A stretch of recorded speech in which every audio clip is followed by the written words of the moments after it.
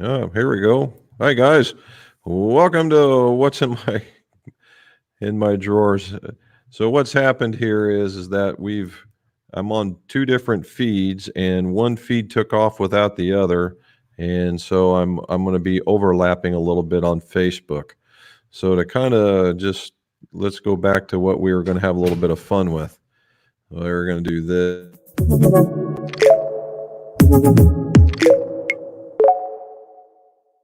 Welcome to my live stream. Bones McGolf here to help Jim get things started. And there we go. It's kind of a Halloween edition. I apologize for those on Facebook. You guys are watching this. They've had to see it twice now, and so sorry about that one. I'm trying to figure out whether or not. Nope, I still just have the one. So we're going to try that one. We'll stay here. So anyway, so that we saw our Halloween edition, and here we are talking about what's in my drawers, and we are going to where we talk about golf opinions, golf fittings, golf equipment, and golf repairs. Now, if you want to follow me a little bit further and see what's going on in the McGolf shop, see us on Instagram, Facebook, and Twitter. Now, back to starting all over again. Getting ready to start. Let's give Patrick Cantlay a nod to the positive, right? Shot almost 600 on every round or on the average of that in order to win. You saw a lot of prep work for the Augusta National go on. So I think that we're going to see a really, really neat tournament when it comes to that. I think it's going to be very, very, very, very entertaining. You have the young guys going after it with all they got, and you're going to have the old experienced veterans that are going to be getting around it just the way they know how, and we'll see which one wins at the end. All right, again, at 7 o'clock tomorrow morning, we release another video, and it's going to be that guy. Yep, it's a review, and it's of the Big Bertha 21, and it is the hybrid this time. We've done all the rest, so there that one goes. And to kind of give you guys an idea, that thing works. Now, I've hit it as short as I could possibly can. I've hit as long as I possibly can. I took that guy out in two shots. I was carrying 220, 230. Now, and by no shape of the imagination is that how far I hit it all the time. It's more of a 200-yard club. That was just me just coming out of my shoes and trying to see if I could get it that far. And I did. So there we go. So we got that one. So what else did we do? Well, this week was shop cleaning time. I went out and took out all the machines and blew out all the dust and all the grime. And you'd be surprised what a little bit of shop maintenance will do for you. Everything just runs smoother, quieter. It's amazing. So if you guys are in that particular area and you just like, why is something doing this? Maybe it just needs a cleaning. And, clean the floors again. And it worked out pretty good. All right. So a couple other things that are coming along. I've been asked about the school, and this weekend I started filming some of the chapters. So it's officially started for me as far as the generation of it goes. And we're going to do the crawl, walk, run concept, right? We're going to start with the basics. Then we're going to go into we'll call the moderate and then the advanced type stuff and then allow you guys to build some skills along the way. But we got to have some basic knowledge, and that's what we start with first. 4 or 5 very quick chapters on golf equipment, and then we'll get right after it. So, how long, just for something from you guys, because it's always, always trying to make things better. If you were to do an online class, what would your expectations be? How long do you think it would take? How much do you think it would cost? Something along that line, so that I don't overprice myself, or even for that matter, under, right? And see so we can get in a good round spot and see what happens. Because I'm still working with a few folks. Hopefully this thing turns out good. All right. Something I'm trying to think of how I'm going to make myself a video on, but I got a package today from Cool Clubs The guy over there wants me to bend a 3-wood for him.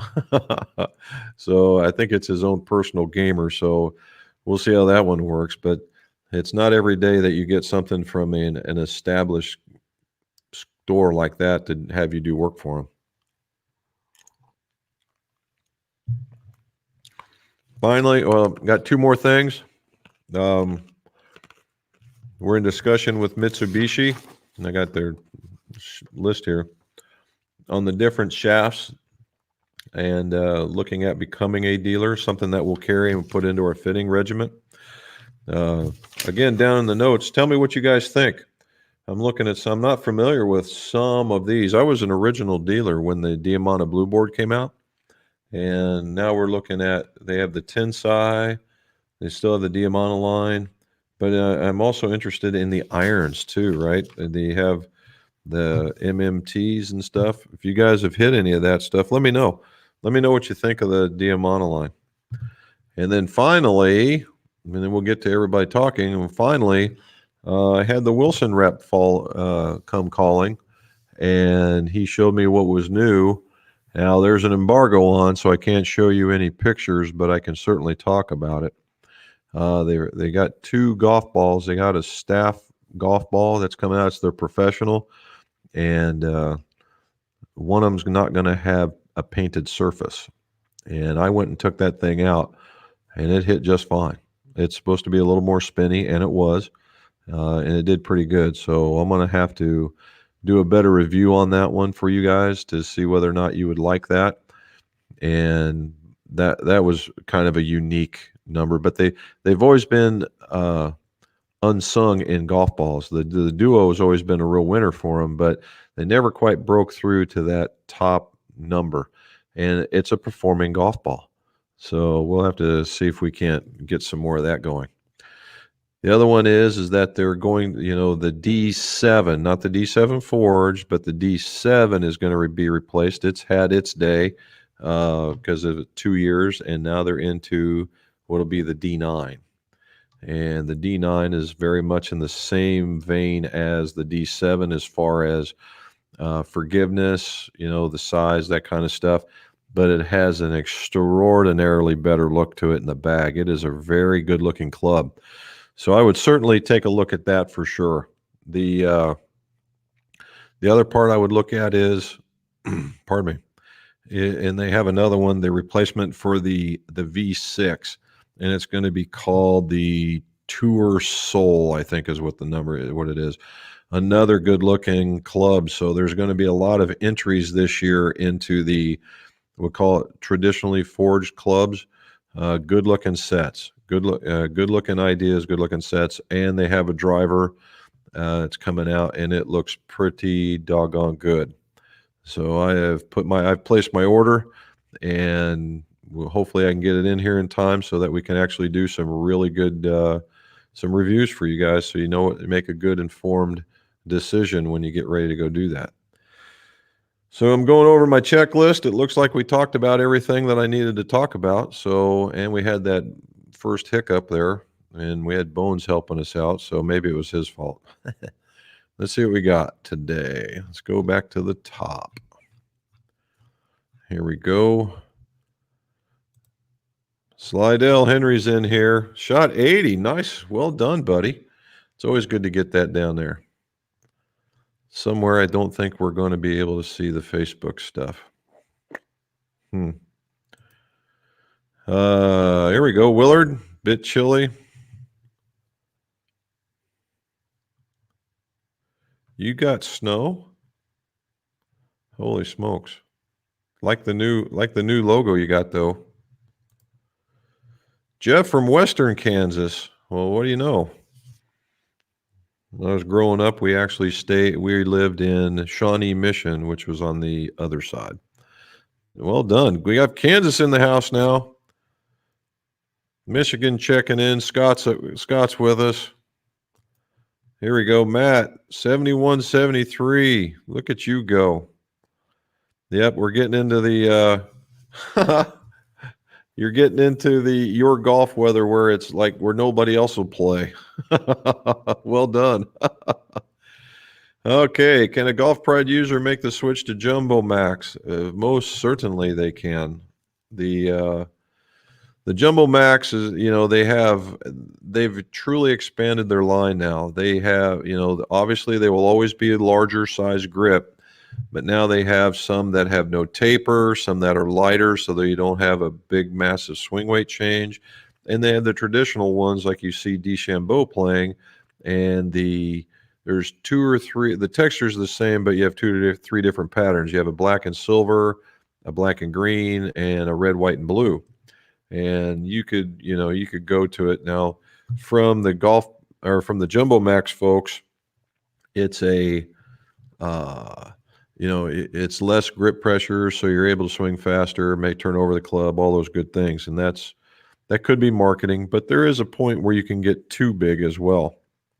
If you're just thinking about it, then I would, I consider just trying one, but I would put it on a club that you use quite frequently so you can get used to it and see whether or not it's going to work for you. And then if you do, then go whole hog to it and then have them switch over. There's been a lot of success stories about these guys doing that, and there very well may be something to it. I don't know if I can necessarily get there just yet, but again, if it feels good and you can help you make the swing, why not? Look at that. Rainy Wales in full COVID lockdown. I hate that for you guys over there. No golf. Gonna drill a hole and fill it full of sand and make a training aid out of it. If you're looking at a tempo thing and you're like the orange whip or something like that, it may be too much in that the steel shaft may not like it, or even the graphite might not like all that's in there. But if you're just looking it's great. It'd be great for a warm-up club or something that won't make you overswing. Then yeah, that would be a great thing. Now, when drilling it into titanium, I would certainly consider doing it on the sole and then threading it, and then you can put a set screw in there and then hold it in, and then you can take it out as and weight it to the way that you like the feel. Warren's in. There's Jeff. If your irons are hard stepped, how do I hard step my wedges? Not necessarily, Jeff, because if you're going to wedges and they have specific wedge shafts, they're already made for that, and they're just naturally a little more firmer because the head is heavier, and the fact that at the wedge, the pitching wedge, gap wedge, sand wedge, and whatnot, it would depend. Chances are, if you're hard stepping through the pitching wedge and the A wedge, we'll say, that's okay because those are typically full swing clubs, right? And where the A wedge could maybe a finesse club, but the other ones should be finesse clubs. And hard stepping though, because you're going to take half swings, lighter swings, quarter swings, that kind of stuff. And you don't necessarily need to hard step for that. In fact, there are a lot of folks out there that would promote going more flexible because of that very same thing and getting a little more snap into the ball. And we do that on occasion. It really depends on the golfer. A smoother golfer, probably. One that's more aggressive, probably not. Look at this in Austin.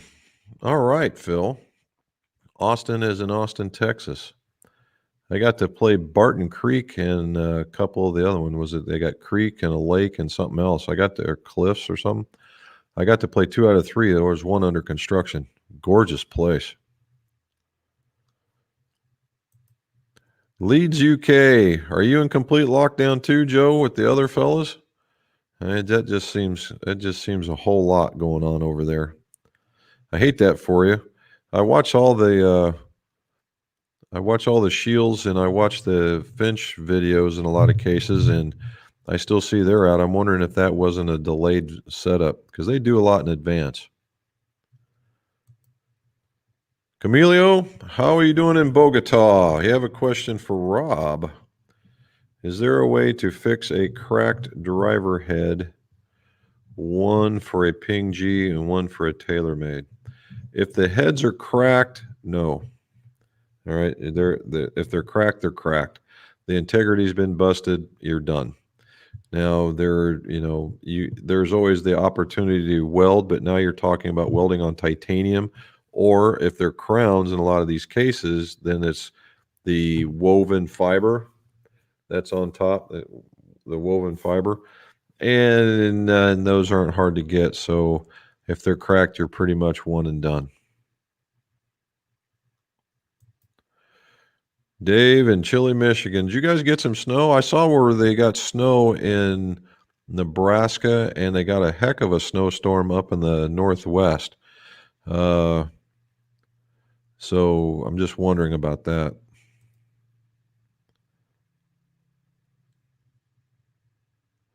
Oh, okay. Do you guys do daylight savings time or something like that? That's something you learn something new every day. So I'll let Robin answer you. I don't think she got all the stuff sold, but we did sell quite a bit of stuff. And I don't know if it's you that we're sending it to, but we are sending some original Diamana stuff over there. Hopefully it is to you. Al in Merritt Island, thank you, sir. Now we got all kinds of coasts taken care of. Willard's got a frequency question. He has a multi frequency machine, an XP95 shaft trying to get to S tip trimmed. Took an inch off, need more, so it took off half-inch trims and didn't change. Any suggestions? Yeah, stop trimming. All right, so a couple of things. Now, when it comes to frequency, what you're doing is you're grabbing the back end of the shaft. Let's see if I got one nearby. Well, I don't have one that's really nearby. So you grab the back end of the shaft, and it's going out this direction. And so you're testing the flex of this entire shaft at this back end. And XP95 is a butt soft shaft. So it always seems softer at any length, right? And they've done that. Now, I've had where the machine, right? I've trimmed and nothing changes, and and I've asked about that in the past, and that is a very uncommon occurrence, but it can occur. But what I try to do is when you have those things that are ridiculously soft in the butts, and they're not the only ones. Most 90-gram shafts are like that. Nippon's like that. KBS is like that. True Temper, True Sports now, they're all in the same because they have to make the butt diameter bigger in order for you to make weight. And when that happens is it becomes softer. And so I just stop trimming, see if it can go down a couple of clubs at wherever you're trimming to, and use another one and just trim normally.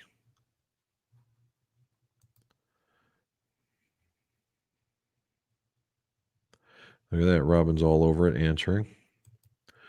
Here we go. Tigerburningbright, how can the spin axis tilt be to the right-handed golfer? All right, if the face to path is closed from a centered strike with a driver on TrackMan.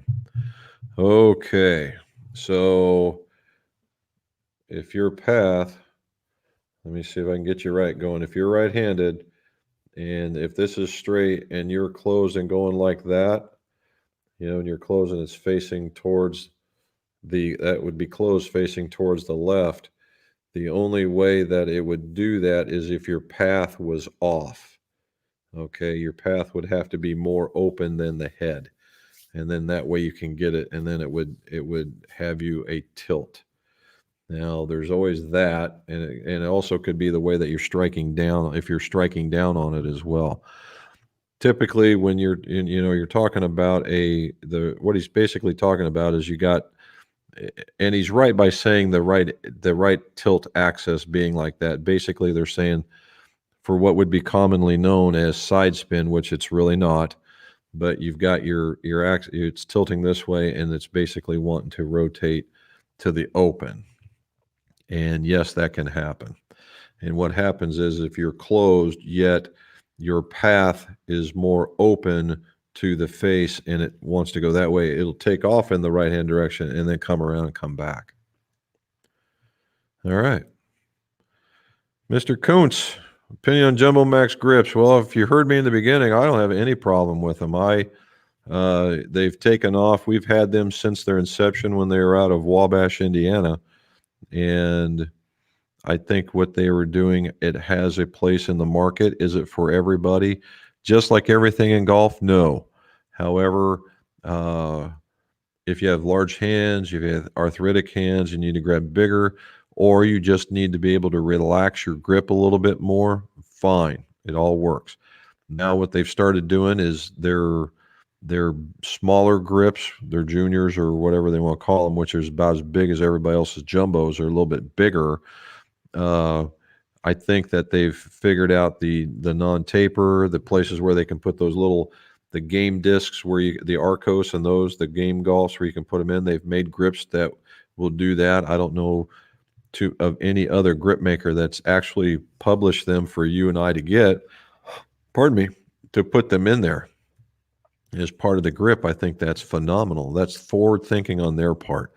And the styles look good. They're just a good bunch of guys. Now, we always talk about full swing grips with these guys. You really need to take a hard look at their putter grips as well.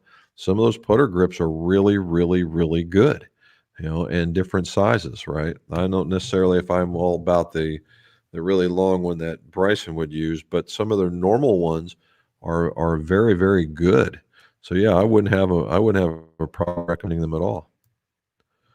There's Russ, 78 last Friday. Should take about 40 hours and cost around 500.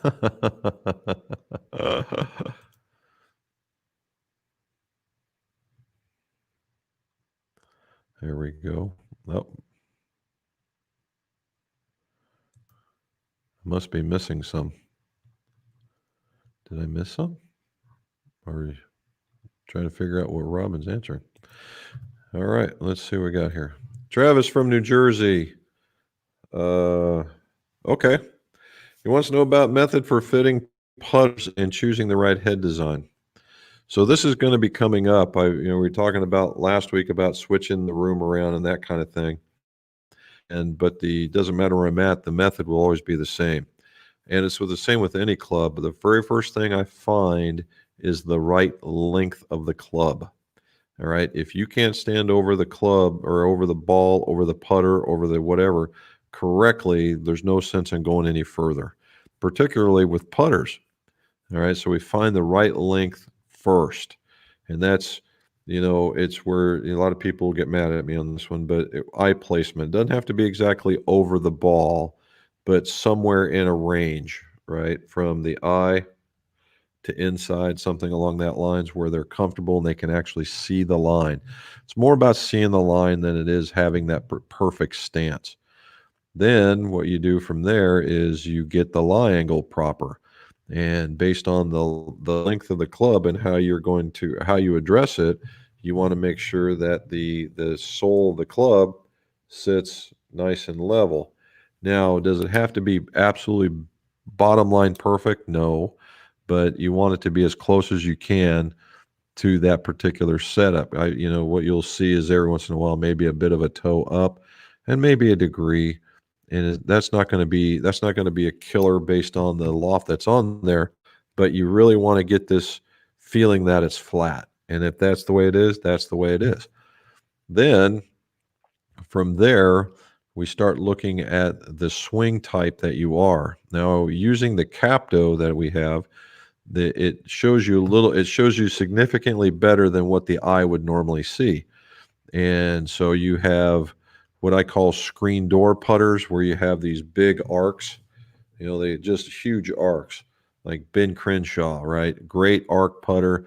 It's very streaky, but you can be really, really good when your timing is on. Big screen door arcs. Then you have Then you have what would be called the new traditional, which would be straight back, straight forward, straight back, straight forward. Although that's kind of a misnomer, straight back and straight forward, where that face just stays automatically like this and comes back. Those guys are far and few between. So what you have is a combination of the two. And if we use my little banner right across here, what you'll do is you'll be putting straight across this, but the face will slightly open, and then it will come in and it will slightly close as it goes through. Now it's the amount of that. You can get very small. Let's see if I can get it. You can get very small and straight through, or you can get very open and straight through. And those are the ones that you really want to pay attention to. So the ones that are more straightforward and straight back are more induced to face balancing, and that's when you balance the putter that the face goes up into the air. If you're more of the screen doorish guy, or just slightly open, slightly closed, then maybe something with a little bit of toe hang. Okay. Now, notice say blade or mallet. Okay. Why not? That's because now, up until a few years ago, mallets were just for the guys straight back, straight forward, and blades are the ones that had different levels of toe hang. Well, now with the addition of the S neck, you can get different levels of toe hang, and then that amount of toe hang will get you there where you're at. So if you had the right neck, then you could feasibly use a mallet. Now, again, at that point, it's all about what you like looking down on. Some people can't look down at a big hunk of metal at the bottom with a line on it. They need something smaller and a little more concise. Some go just the other way around. So hopefully that helped, bud.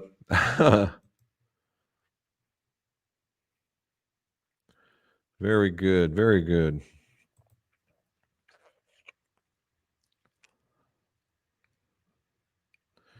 Okay, counterbalance shafts. All right. So I I have found counterbalancing and counterbalancing. We'll start with putters. Counterbalancing putters works just almost all the time. Counterbalancing in regular shafts, like say the driver shaft, that's what everybody's talking about now. The counterbalancing in that is somebody who likes weight right here.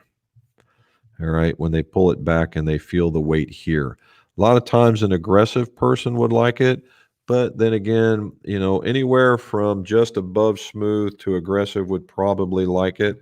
But it's also from a club making point of view, if you needed to make the club longer without having to go crazy on swing weighting, right? Because the longer you make it, the heavier it's going to feel.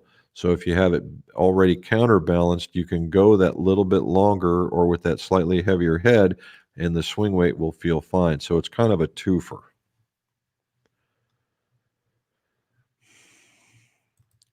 There he is, Cold from Sweden. Are you healing up, man? That's the more important part. That's the most important thing. Got to get healed up for that next round. Hopefully, you guys do lessons indoors when you do this kind of stuff. Is Sweden big with simulated golf? That'd be something to know.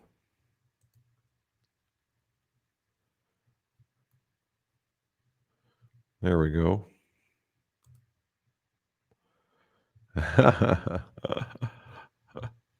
Get back to the top here. There we go. Ooh, there you go. Whilst watching the program, we know we have a guy.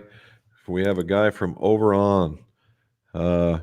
I did try log. I'm not even going to try and pronounce it because I know I'll murder the name and it would be a travesty for you guys.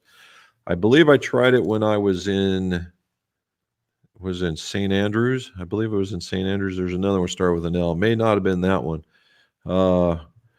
If it's in the Spey side, just north or south of the Spey, I'm all for it. If he gets into the Highlands, I got to be kind of careful, and I don't like the Isles. Too much peat. I'm not a peaty guy, but 16-year-old man, you can't go wrong with that. Normally, I'm into what's the one we've had a Belvini.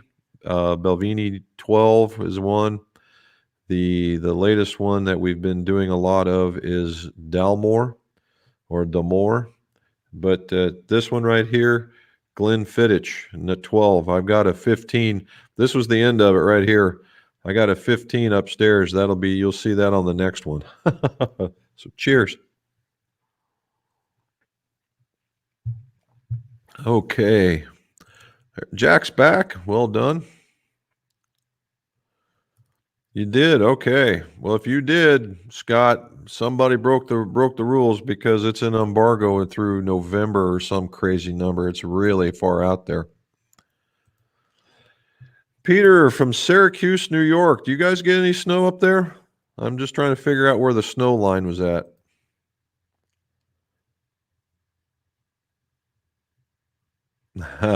Okay.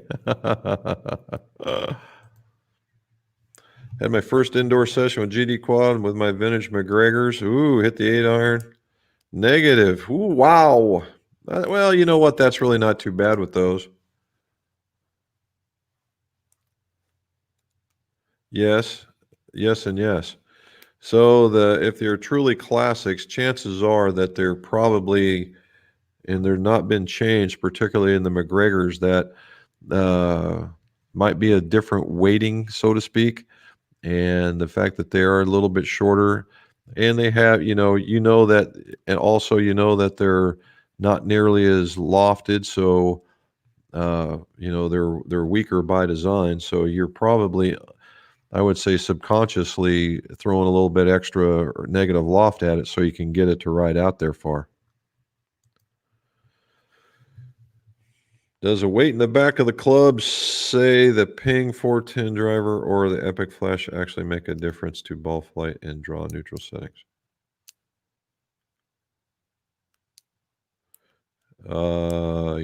Yes, it does. Okay. The weight in the back of the club is there for initially what you see, it's part of the design. So what it does is if this is the center of the club and you put that weight in, it drops it down ever so slightly.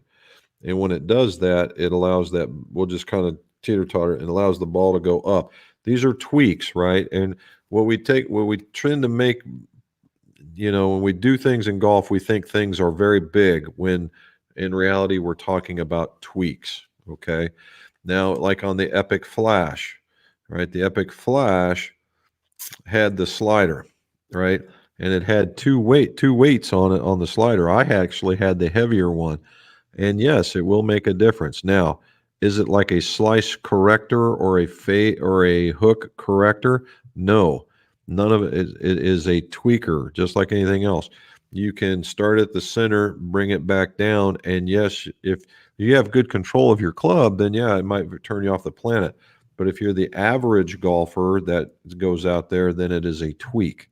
But yeah, it really, you can make a difference. Now, as far as the ones where you change the settings, they're very minute, right? They're 1 degree plus 2 degree on most cases. Now, 2 degrees, you see something.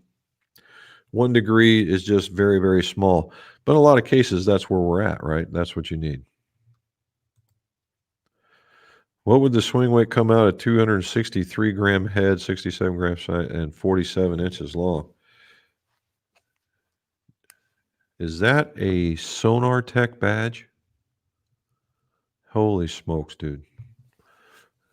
Being as how I came from the back end of the boat, let's see. I'll try and help you out anyway. 263. 263 is quite heavy.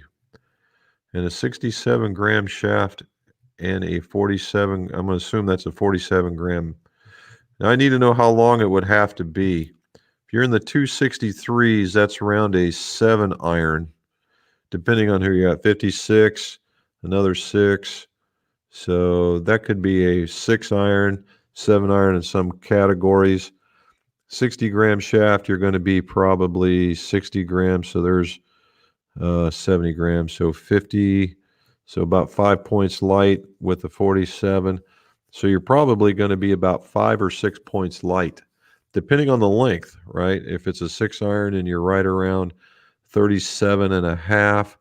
So you're gonna probably be in the mid C range at a minimum.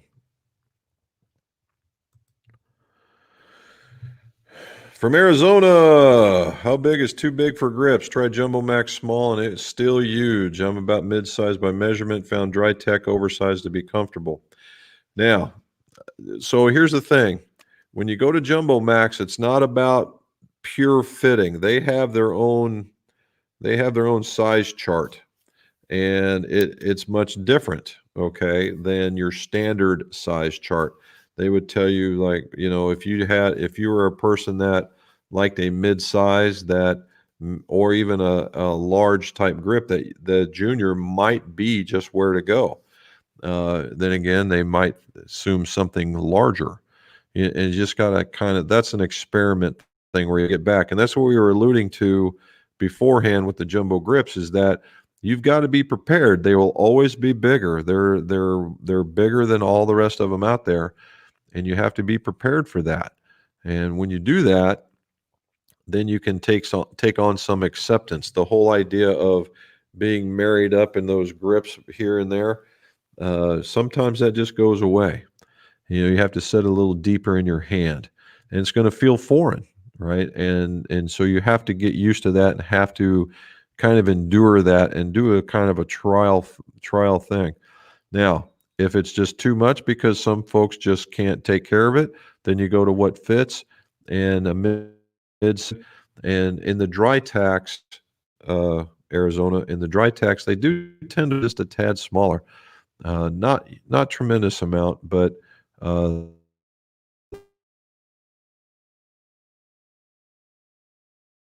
oversized, I guess the way to say it.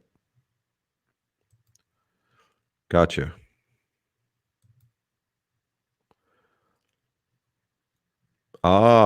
Okay.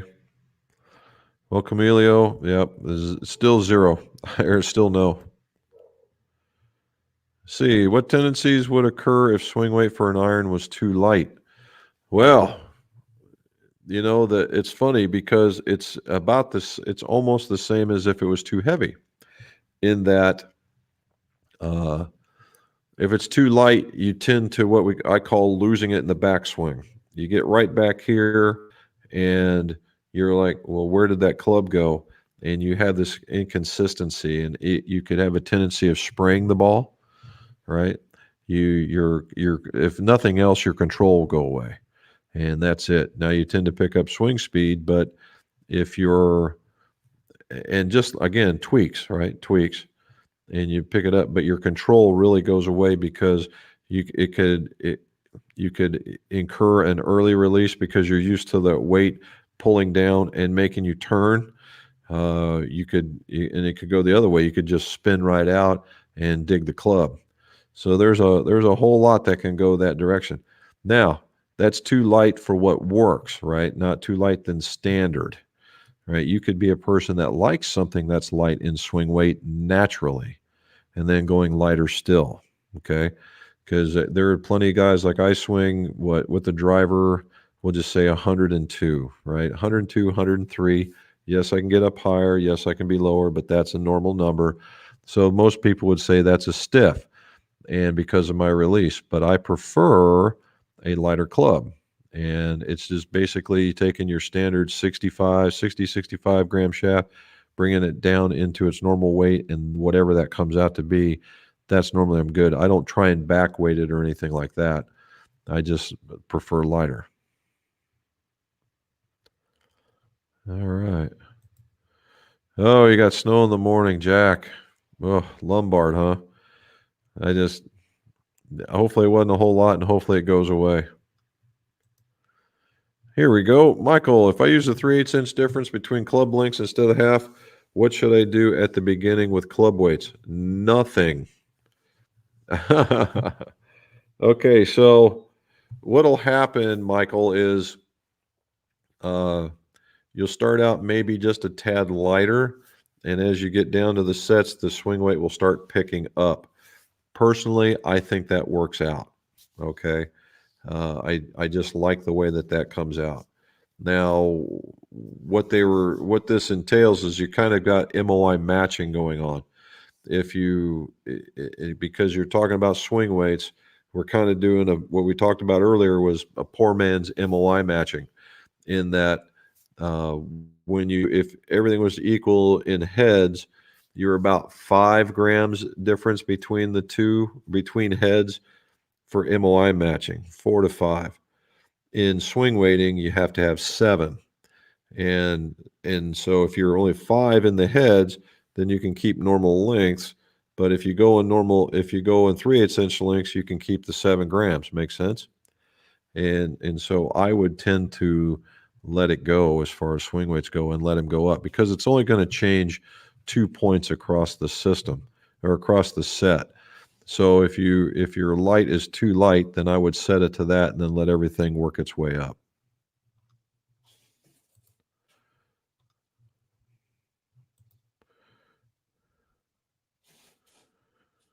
Oh, there we go. So you guys it's different across the That's good to know.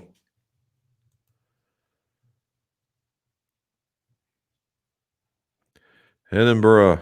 So hopefully, Lonnie, hopefully everything is working well for you over there, Mr. Lonnie.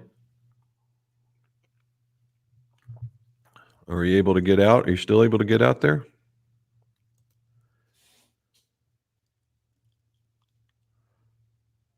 Yeah.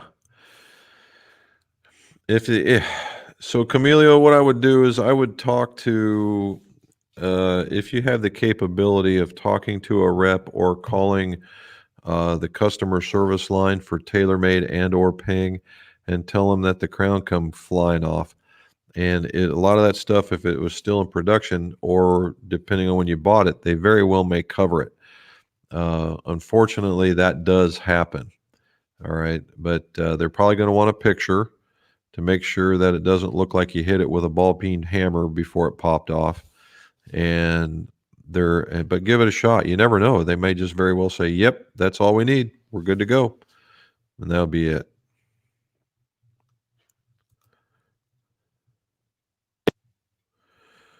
Okay.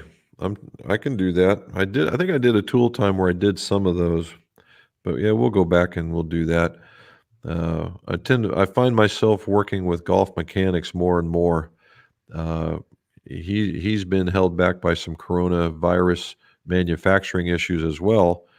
And when we get started, maybe that'll do it. Let me write that one down. Video machines. You get me talking about machines, and it may be like a half an hour video. All righty. Do you find lighter shafts will tend to hit the ball higher with the irons, or would you say the soft tension is better option? I do not think that the lighter shaft will hit it higher. I don't have any proof to tell you that. Honestly, if you're thinking that it's lighter because you're going to flick it, then that's inappropriate. I would, and a softer tip section, I think, is more. Yes, you can get a little bit higher ball flight on that, but I go from doorway of the house to hitting it over the house. You might be able to get it to the roof line of the house, that kind of thing.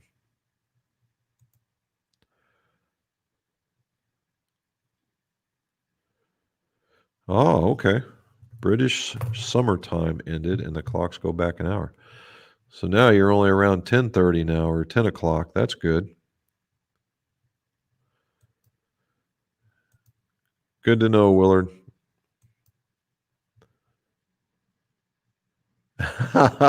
Dave, you're awful. Sean Kelly, I have a question. 6'10". Holy smoke, Sean. Well done, buddy. How do you go about fitting the right length of shaft? Well, Sean, as it just so happens, I've fit an NBA player and I made some additional fitting clubs. And what we do for fitting length, we'll just say irons for right now. I have a set of irons, same head, same shaft, same grip, same flex, same everything. The only thing different is the length, okay? And once we get you, at 6'10", maybe we'll start a half an inch above and keep working our way up. Then I put impact tape on it, and I'm looking for the tightest pattern you can make. Doesn't have to be in the center, but it does have to be a consistent pattern. And that one, because length drives consistency. Once we got that, because you're going to have this stance again over the ball, that's going to help you out, and then that you should be good to go.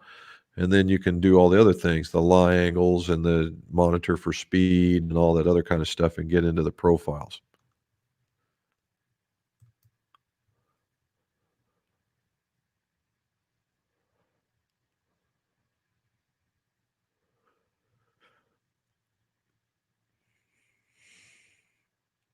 Okay, 5'8", 32.5 inch to the floor. Shorten the irons a half an inch when I hit the McGregors that are a half inch shorter. The current, the swing feels better and the head looks more flat. Well, you want to, if certainly the shorter, I would just choke down first and just see. Choke down, mark a half inch on your grip and make sure that's where you're choking. And then make sure that the lie angles are adjusted, because now you got to adjust about a half a degree on them. And in the day, those clubs were more flat, right? Because the swing planes were flatter. They were more of that inside to out, and they were flatter. So the manufacturing of them could have very well have been just that. And do a couple lie angle tests and see what happens. What sort of weight tip section would you say is good for someone who pulls the ball? Ooh, James, that's a good one. A ball puller. Well, first I would probably go for a lighter weight altogether to try and make it so if it's up here and you're pulling the ball because of club head path, and you're pulling it across your body and you're just shutting it, it's just ginormous pull. I would tend to uh, maybe go a little bit lighter to see whether or not you could go out and around. The other one is not, maybe you have everything just right. I would also look at the right length, right? If you feel like you're swinging around the ball, right, that could generate the pulls. You want something where you can stand and you can just feel like you can bring the club up and then bring it back through.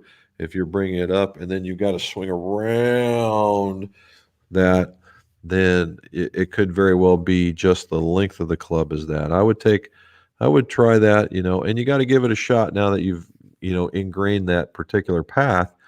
Just choke down an inch. Just go for a full on inch just to see what would happen, and hit 20 or 30 golf balls and see if it starts coming back around. If it does, then you know it's there. Typically, what pulls are from stuff that's very heavy, right? It also could be from you're using clubs that are very offset, or the face and the driver is very closed. You might want to go back the other way with that. But if you're coming across your body, uh, if you're really cutting across your body and everything's just going into the inside direction, which way you might be, uh, I think lighter would help. You could even stiffen it up, but that's not going to feel very good. That would be my very, very last resort. You might put a little bit of weight on the toe of the club. There's all these different possibilities. The other one is a little bit of a swing change. Is that what I've done to folks here is you take those water bottles and you only fill them about this far, and you put it right smack dab in the middle of the club path to force them to swing out. Force to swing out. And that way you don't ruin the club and you don't ruin anything when you hit it, because you will. All right. Look at us go. What is the difference between club path and swing direction?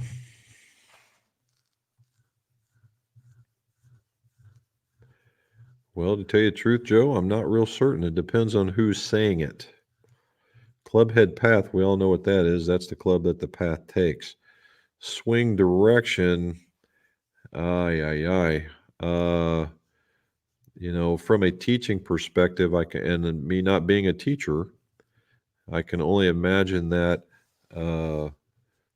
they're talking that you have an inside out swing or an outside in swing.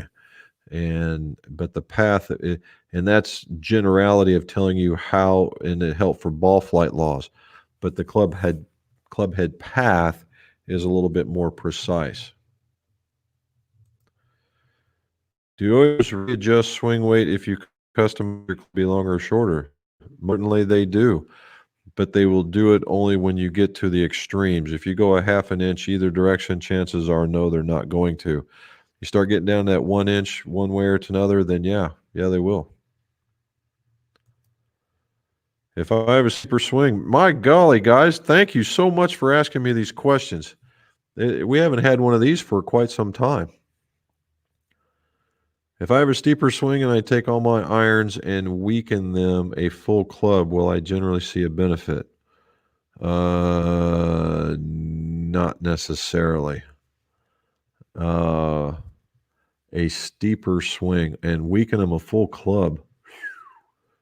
I don't know necessarily why, Nolan, one would want to do that, a full club. Now, if you have this really, really high angle of attack and you're coming into it, and that's what's giving you this perception of a steeper swing, and you're digging into it, I would have concern about that as well. The other part is also again, look, when you go taller and your swing goes vertical, basically, you also need to shorten the club, like we are talking about from our friend from Sweden. If you go vertical, it's just like it's no different than from an American point of view, stepping out of the batter's box. You're making the club shorter, or you need to make the club. Let's go the other way. If you're going vertical, you're going to need to make the club shorter in order for it to fit the swing that you're in. Much like just the opposite I was telling you. Well, you're kind of doing the same thing. If you step out of the batter's box, you're making the bat shorter, right? And with this one, you need to make the bat shorter in order not to dig, and that might very well help you a little bit more. And you might see maybe quite a bit of the uprightness as well. But I would also look at I wouldn't necessarily weaken unless you're the steeper swing, unless you're just creating this super high ball flight, which I don't think you would see. Oh, I lost something. There we go. Scott, I go through pretty much the same thing. The single plane golfer goes through the same exact fitting that I do when I do regular fittings. Typically, the single planer, it depends, because the single planer can be flatter, a single planer can be more upright. So the way that we go about finding those numbers is virtually the same. It's just the way that they're swinging it. Now, single planers, i.e. natural golf, i.e. the way Bryson's doing it, if you notice, in a lot of cases, in some of those cases, there's not very much wrist hinge. And then like in his driver, there's all kinds of it. So it depends on how much application of that swing is being applied, but not too much. I am a medium rare steak, Nolan.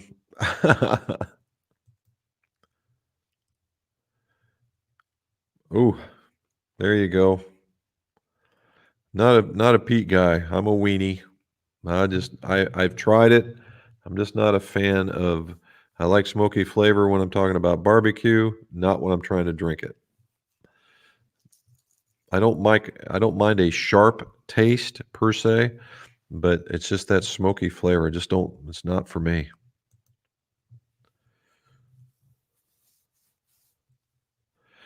Bobby, glad to hear it, buddy. Glad to hear that. That's impressive. Did you find the Kalamazoo or did you go somewhere else? Oh, great, Peter.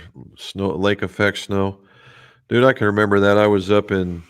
We were up there just off the lake when I was in the Navy, and we were there, and I had been there a week, and the wind and the rain came in, and then the freezing cold came in, virtually had like a quarter of an inch of ice over the entire car.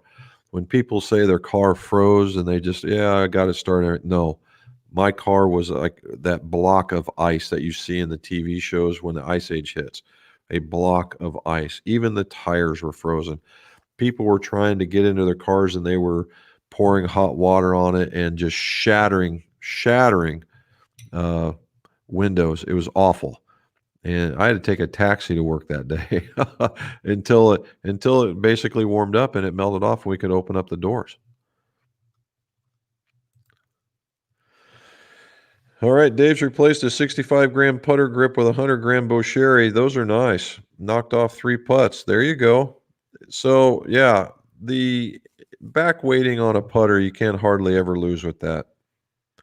And I'm glad it worked out for you, man. 3 putts, that's some serious stuff. You should have taken some money from your buddies.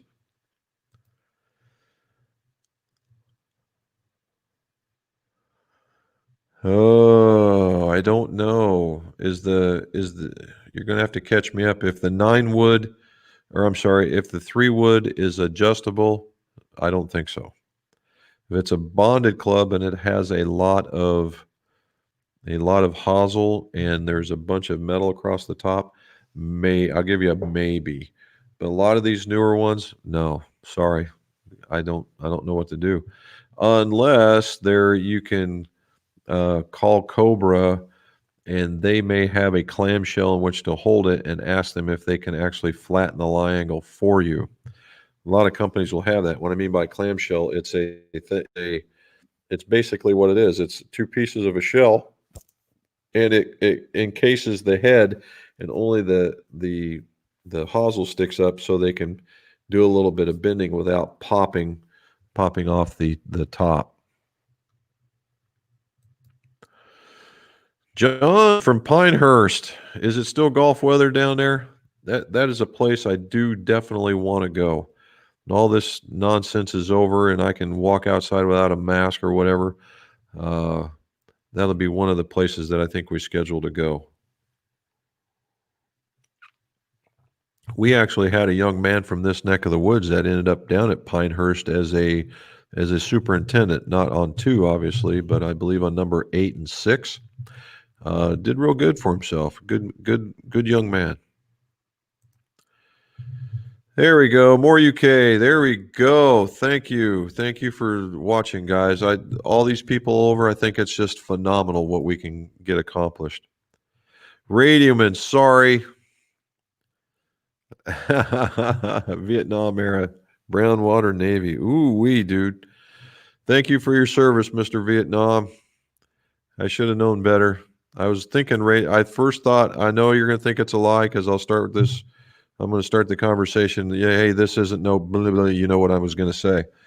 And I thought, that looks like a radioman, but I thought, certainly no, it's a sonarman. Good job, man. Well done.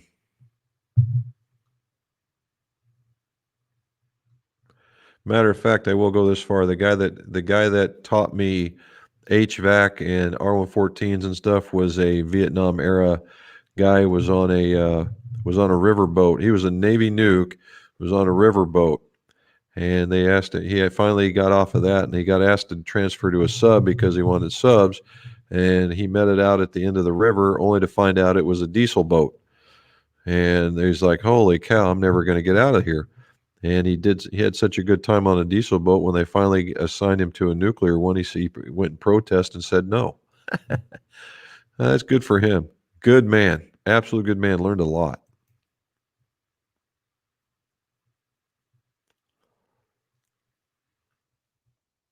There you go. I think that's a good idea right there.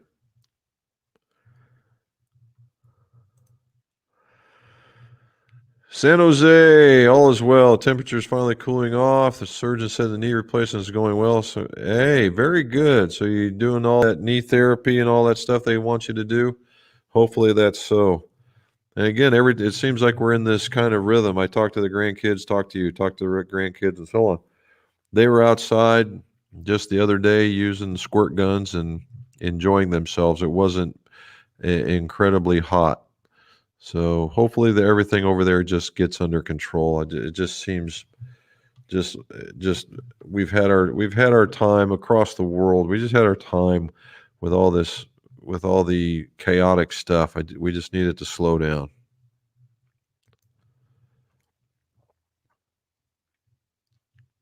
There we go. Right, that's the way to go, dude. That's the way to go. Gamers 33, Bosherry. Good. Good, good, good, good. There we go. Checking in. Well done. Thank you for coming in again. Here's one. Matt, what do you say, buddy? Currently playing XP95 shafts and stiff and getting high spin, high launch and ballooning. Yes, you will. That's what they're for, right? XP, they ought to just put XL for extra launch. But that's what they're meant for. So the very thing that you're seeing, Matt, is the very thing that they're for. So if you like what I would suggest, if you want to just kind of get a more penetrating shot, but you like lower weights, I would move up to like a 105 shaft. Pick which one that you like. KBS has one in the Tour. True Temper's got one in their Dynamic Gold 105s. Nippon's got the Modus 105. Pick one. Pick one and go with it. You will not be disappointed in any of them. Finally on. This Cincy lost. You know, I got to admit I'm a protester. I am not watching the football, but I do like Joe Burrows. I just like Joe Burrows and the fact that here he was in Ohio State and they kind of gave him the middle finger and told him they were number one in his book, and he went down and he proved them all wrong. But he got into a system that fit his style too, and just won the day. And good for him. More power to him. Now, and he's already doing very, very well. Now, in typical Bengals fashion, they need to invest in a doggone line, right? How about they do that? How do I know all that stuff and I don't watch football? I do see a lot of highlights. Okay, Robin's talking to all you guys. Here we go. Elijah. Single length irons. Well, Elijah, so that's a question that gets asked on here quite a bit. And I think single length irons are a very, very wonderful new addition to the golf iron family, we'll say. And it's spurred a lot of, thanks to Bryson again, he has spurred a lot of discussion, a lot of thought about maybe this isn't such a bad thing after all. Now, what I say that with a grain of salt, in that golfers are traditionally very traditional people. And if you come into this thing with just, I'm going to find out if I like it or not, that's not going to work. You have to go into it with the idea that, yea, verily, I think this is a really good idea. This is a really good type of technology, and I think it will work for me. And then go get tested so that you can accept it versus try to challenge it. See what I mean? It's a little different, right? And once you get there, then you can see the benefits of what's doing. I like, the same stance, the same swing for different results because you have a different iron. I don't see the fault behind that. Now, what we are seeing just here as of late is, the struggle has always been at the top of the set, don't hit far enough. Bottom of the set, you hit it too far. Yeah, you get used to that part. However, at the top of the set, what they're doing is they're starting to incorporate hybrids, right? Hybrids. And they'll be single link just like the other ones. And with these hybrids, they're a little more springy and you get a little bit more distance. So that might very well be the thing. Just here as of recently, I just spied a set of what could be single length fairway woods. Figure that one out. Single length fairway woods, yeah. So if that starts catching hold, there's no stopping it. There we go. Jack, I appreciate it, buddy. We are running over. The wife hasn't come to tell me that we're over. Uh-oh. And thanks for your time. See, everybody knows we're at about an hour. Well done, guys. Yeah, he is. I don't understand. So again, guys, thank you for watching. Thank you for checking it out. Guys in the UK, Scotland, all over Sweden, Mexico, both coasts. Guys, thank you. Thank you for watching. And again, check it out tomorrow, 7 a.m. my time. You'll see we're going to do a review on the Big Bertha Hybrid, something not to be trifled with for sure. And a little message from my buddy Bones McGolf. Jim wanted me to say thank you for joining the live stream. Come back next Monday so we can have more equipment golf discussions. Bones make golf, and thank you.